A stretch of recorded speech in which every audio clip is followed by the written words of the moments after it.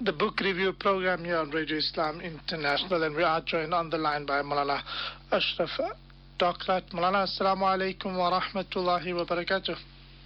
Wa alaikum assalam wa rahmatullahi wa barakatuh. Jazakumullah khairan, Ma, for joining us on the program this morning. Ma, the book that that Maulana is discussing this morning, Aqwaal al-Salaf, and that is volume 8 and 9. Before we start on the book, Maulana, perhaps you could tell us more about the author, the compiler, Maulana al-Salām, Allahabadi, Damat Barakatuh. Yes, Maulana, this book, Aqwaal al-Salaf, subtitled Biographies and Statements of the Pious Predecessors, is now available in volume 8 and volume 9. And the compiler, the author, is Hazrat Maulana Muhammad al-Salām Sahab Allahabadi. And the book is translated by Maulana Muhammadi. Now, Hazrat Maulana al-Salām Allahabadi or Allahabadi Damat Barakatuh is from Allahabad, India. And he is connected spiritually through the Khalifa of Hakim al-Ummat, Maulana Ashraf Ali Thanwi, rahmatullah alayhi, the famous Khalifa Hazrat Shah Wasiullah Sahab, rahmatullah alayhi, of Allahabad. Maulana Muhammad al-Salām Allahabadi is one of the most reputed scholars, teachers, and eminent spiritual mentors of India at the moment. Maulana is held in high veneration by the entire Muslims in India, in many African countries, we know, especially in Zambia, in South Africa, Canada, Britain, and America. He was born in 1933, and he received his primary and secondary education in Karisat, in the Mau district in UP, India. And he pursued his higher Arabic and religious knowledge, endowing his best capabilities for this noble goal. He was fortunate enough to attract a divine favor upon himself, and this was his attachment with a very eminent man of spirituality, the late Maulana Shah Wasiullah Allahabadi, who was a very high-profile Khalifa of Hazrat Maulana Ashraf Ali Thanwi, rahmatullah alayhi. And due to his inner capabilities and a true thirst for spiritual perfection, Maulana soon attracted a great deal of Maulana Allahabadi's attention, so much so that he gave his daughter in his marriage in 1951. Maulana then completed his higher religious studies under Shah Wasiullah's direct tutorship. Maulana Muhammad al-Salām is devotedly engaged till today, despite his advanced age, in the service of Islamic knowledge, social reform, dawah, and spiritual upbringing of the Ummah. Tens of thousands of Muslims are attached to him, seeking their spiritual upliftment. At his advanced age, he still makes safar. Just yesterday, for example, he was at a special program in Lucknow, etc. So he continues to travel. He has traveled several times in his advanced age to South Africa as well. And Ma, what can be the motivation for writing such a book that he has written, the series? Maulana, we have spoken about this before. We know that our ulama say that the most beneficial thing for a person on the path of towards Allah subhanahu wa ta'ala is to remember the lives and the states of the pious, especially those who have lived recently, because they sought Allah subhanahu wa ta'ala out at a time when people had turned away from Allah, and Allah gave them insight at a time when most people were blind. They say that if you are unable to physically keep their company, then read their books, their poetry, and their biographies. For Allah subhanahu wa ta'ala inspired Imam Ghazali rahmatullah alayhi, who said that mentioning these ulama brings forth the desire to emulate them and to make up for one's shortcomings, which in turn leads to entering paradise and meeting Allah subhanahu wa ta'ala, which is the true meaning of mercy. Just as mercy descends when the pious are mentioned, the opposite is also true. The curse of Allah descends when corrupt people are mentioned. This is because mentioning them often causes the heart to make light of acts of disobedience. This is demonstrated in the hadith of the Prophet ﷺ, that a bad companion is like a blacksmith. If he does not burn you with his sparks, you will leave with some bad odor.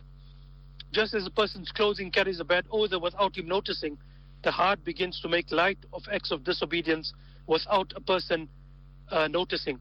There are a great number of benefits from studying such biographies of the Salaf and the illustrious ulama of the past. We know that Deen al-Islam has been preserved for almost 1.5 millennium, and there's no shadow of doubt that Allah subhanahu wa ta'ala has preserved his deen through these scholars. And they have developed the various sciences, they've developed the various fields of study, and throughout the ages, whether it was the muhaddithin, the hadith scholars, the fuqaha, the usuliyin, the historians, the mutakallimin, the scholars of linguistics, the scholars of Arabic rhetoric, balagha, and the writers of Arabic literature, the poets, even the calligraphers and others have preserved this deen. Now, there are various motivations, there are various reasons why we study these biographies. One is, for example, to gain motivation, to change our own life. Lack of motivation is something that is prevalent in these times. And one of them is by studying these stories and these aqwaal of the Salaf, we are motivated. The second thing is that we know which deeds are a means of salvation through studying the biographies written about our ulama. And we are able to then understand what will take us onto the path of salvation and lead us to eternal bliss in the year after. The third thing is that we are able to revive the great practices of the Salaf al-Salihin. By knowing their actions, some of which are not common in today's time, we can start implementing them in our own lives, and we can gain virtue, mentioned in the hadith of Rasulullah sallallahu alaihi wasallam, that whoever starts a good trend, he will receive its reward, and the reward of those who act on it without decreasing from their reward in any way. So this is an important point, Maulana.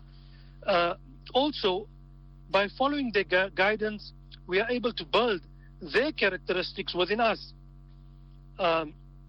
So we see this as a habit of the ulama, that they would sit and study the biographies of those who passed in order to be motivated in this way. The other reason is that these biographies offer us consolation. إِذَا أَمَّتِ الْبَلْوَى خَفَّتْ, that when a misfortune is widespread, it becomes less burdensome. If we know about the difficulties and hardships that these ulama pass through, it becomes easy for us to endure. We're suffering sometimes with first world problems compared to the great difficulties that the ulama had to endure in the past.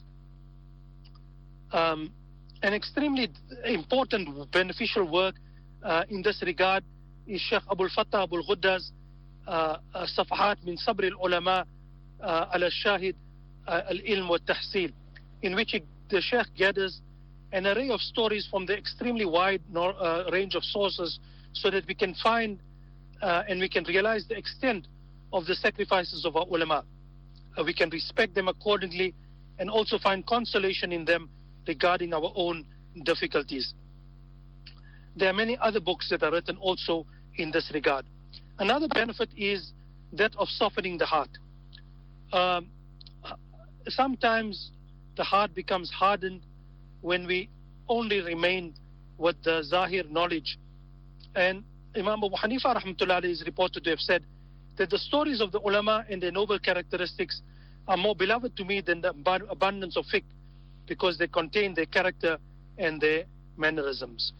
Imam Jawzi rahmatullah alayhi explains in detail that I believe that busying oneself with fiqh and narrating hadith is not nearly enough to gain piety of the heart, except if they're coupled with raqaiq, those things that soften the heart, and studying the lives of the pious predecessors.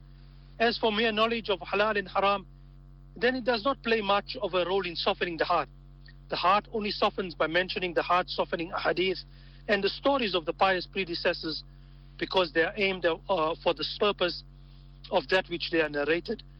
That is not the mere narration itself, and they departed from merely sufficing with the superficial forms of the actions which are commanded by the Sharia, and reached the level of tasting the true meaning and purpose behind them.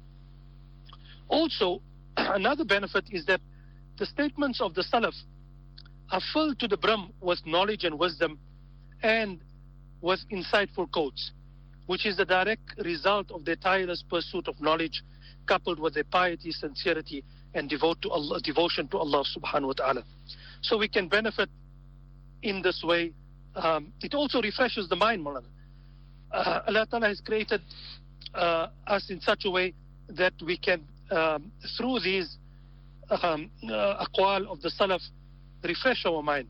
It builds up conviction in our scholarly tradition and knowing that one is on the right path by listening to the lives and studying the lives of the people of not very long ago, is that we derive the opportunity to reflect that people who lived in the same era as us had done so much work, sacrificed so much, and gave themselves totally to the service of Allah subhanahu wa ta'ala. So why should we not do the same? There are many other benefits of this. Our short time does not allow us to go into the details, Maulana. And Ma, what is his approach to the study, and also how has he presented it? Firstly, in the author's style of biography, he has extracted the most salient features and lessons we can derive from the particular scholar's life. Generally, these are short, and in no ways is the purpose of the author to present a detailed account of the person's life. All of it is well referenced from other biographies generally. And the comments that the Sheikh makes, Sheikh Kamruzzman makes, are particularly insightful. It summarizes the most important parts of the lives of the biography and also his teachings, as well as quotes from his famous sayings and what he's known for. The teachings are very often listed, and in this way the author is able to capture the most important lessons that the particular biography wanted to impart. He does so in simple and flowing language that is accessible to the layperson. Some of the biographies are short, 3 to 4 pages. Others, at the discretion of the author, are longer. There are also a number of recommendations at the beginning and an author's introduction, stressing the same point made by the reviewers in the introductions of the importance of this study, Maulana. And then, Ma, how many biographies are covered in these 2 volumes, volume 8 and 9? Maulana, there is a tremendous amount of knowledge in these 2 volumes, just as there are a tremendous amount of knowledge in the 7 volumes that precede this. There are 83 biographies covered in 713 pages in volume 8 and 84 in volume 9 that cover 736 pages. I must admit, I did not read all of them. I went to those that interest me, especially to those who we have very, very little knowledge of them. So this is the type of book that one can dip into. There's also at the end, the author promises that there is a volume 10 that will also follow, inshallah. And Ma, in terms of the scope, what time span is covered in these volumes? We know that in the previous volumes, the author had covered up to the 12th century Hijrah. What is interesting here is that the author does not limit himself and restrict himself to scholars of the subcontinent only. He refers to prominent scholars of the Arab world, even if though in all their teachings we may not agree with all of them. Allama Iqbal, for example, is also included, given a place here. And there are a number of scholars of Arab descent that have been covered in the previous volumes as well.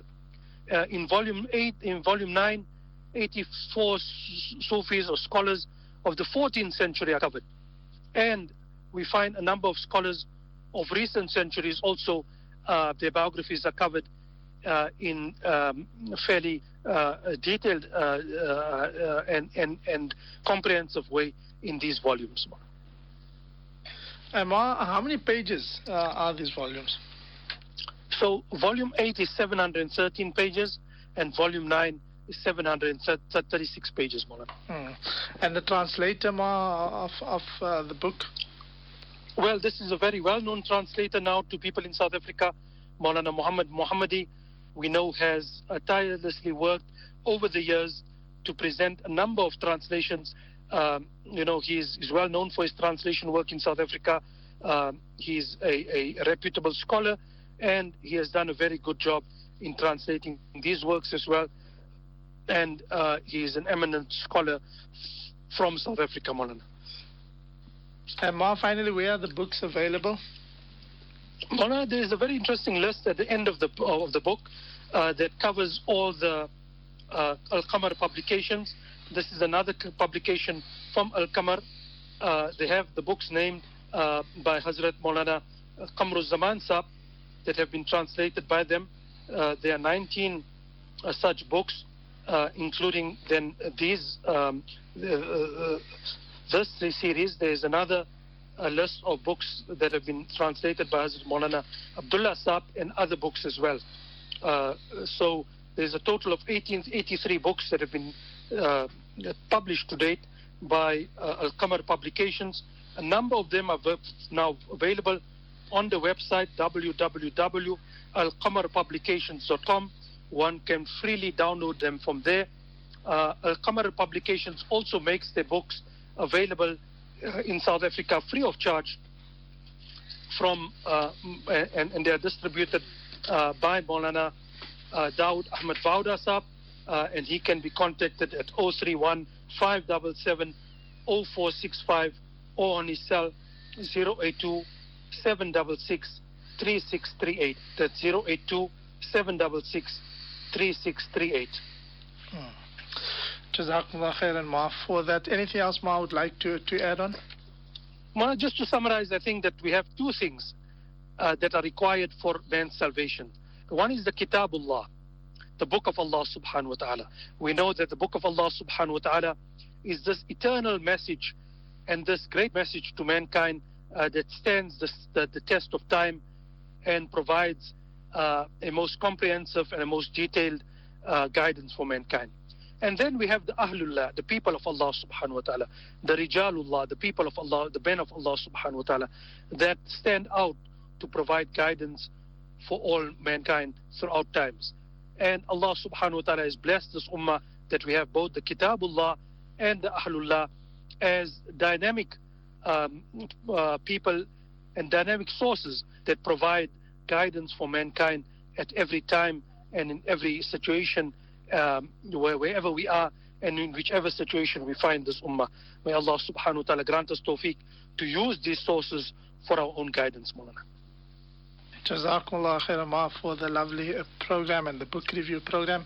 Inshallah, we will speak to Ma next week. Inshallah. Assalamu alaikum wa rahmatullahi wa barakatuh. Wa alaikum assalam wa rahmatullahi wa barakatuh.